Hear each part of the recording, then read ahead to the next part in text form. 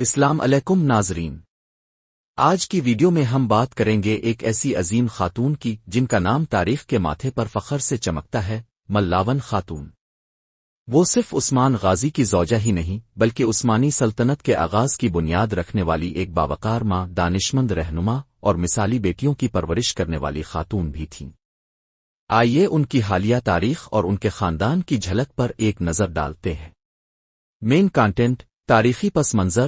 ملاون خاتون کا تعلق ایک معزز اور طاقتور قبائلی خاندان سے تھا۔